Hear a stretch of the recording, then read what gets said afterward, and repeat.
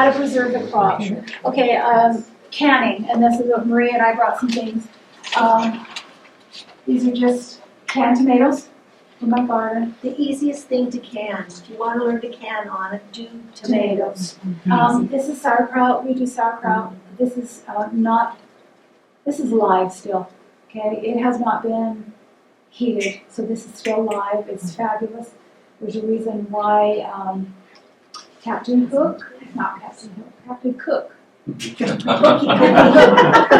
Anyways, he used sauerkraut because the sauerkraut actually has more vitamin C than the cabbage has in it. And this is salsa.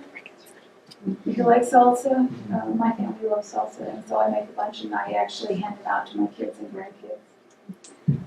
My husband likes pickled beets, so this is one of the things we do.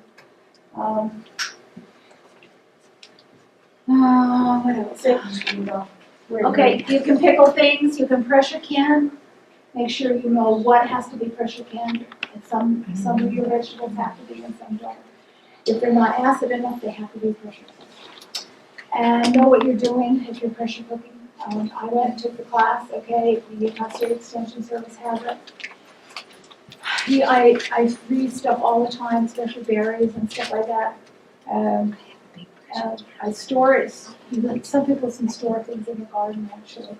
They will leave carrots in the garden and come back, and they'll put a bale of hay or something over it, a bag of straw or something that they can just move quicker. And they'll do that. I can't do that in mine. I've tried. All I did was feed the mice for the whole year. So I was like, no. Root cellar. We have a root cellar in our home, but you guys, it's so easy to do. If you have a garage, you can do it. Can you dry tomatoes? Yes. So it's like, I bought sun-dried tomatoes in oil. Yes. And But when they you call can it just dry them in a they are dryer. dried in a dryer. So just dry them like you would dry Yes. anything else. Yes. And yes. You can use the fridge to store things. Like Marie has a pear that you harvest and you can put it in the fridge and it'll last till April. It is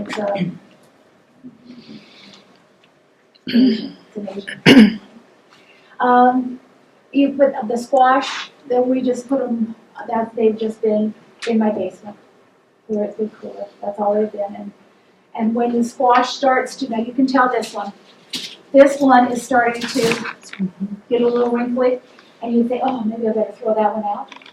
Well, actually, this is going to be the sweetest one of the whole year. If you take this and you do a dozen different things, one of the things I like to do is cut them in half, open them up, put some olive oil and some, the bigger salt. I use Celtic salt. Himalayan? The kosher salt. Put a little bit of water in a pan, and I don't put anything over it, and I roast them, and they are to die for. It's fabulous. I also take them, and while they are raw, I peel them, and then I grate them, and I make the best.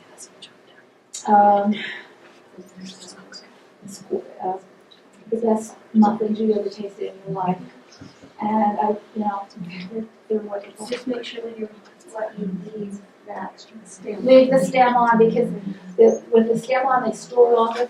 When you're picking them and something breaks off, and they will, you'll have a few that break off. Make sure you use those first because they won't last as long.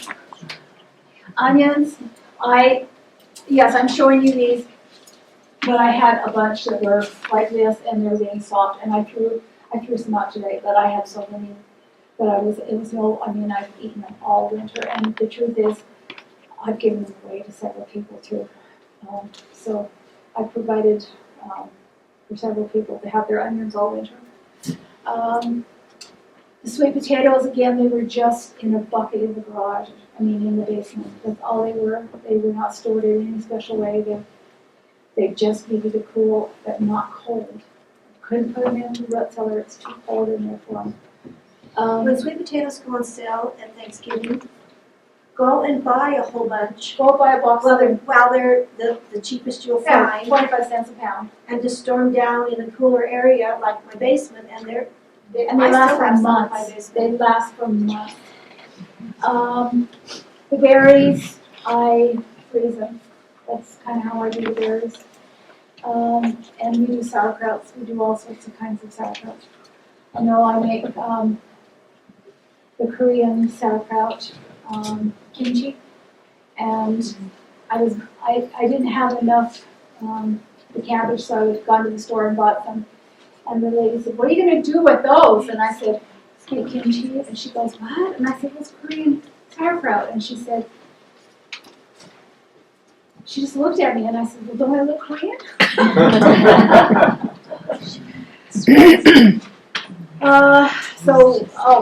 What was your success in your garden last year? Did you guys have anything that you were really happy with? Great. I'll just share a quick success. So 2 years ago, my squash crop was completely decimated by squash bugs. I was so discouraged and frustrated. I was talking to a friend last spring early on who gave me just the right tip. You do a combination of just water and Dawn soap in a spray bottle. This is what I do, and it's not the right thing, but I can tell you personal experience. And I went out and I just lift up the leaves, and every time I saw the eggs, I would spray them, and it dries it out, takes off the moisture. And then if I saw little ones, I'd spray them. And sometimes I'd see big ones, I'd keep them off. But it saved it, and I had a great yield of squash last year. Okay, when it comes to squash and pumpkins, there's several different varieties, not just varieties. They come in different classes, kind of, and some of them pull in the squash bug more than others. And this is one that doesn't call the squash bug's name. It's the butternut squash. I've had so much success with it. It doesn't. I did not do anything for squash bugs last year, and I only lost one time. Yes. And it's because I went to just, all I did was these kind and these kind. But if there's about 6 different varieties that all squash and pumpkin, after I've given you all the pumpkin seeds, so that it calls the squash bugs in.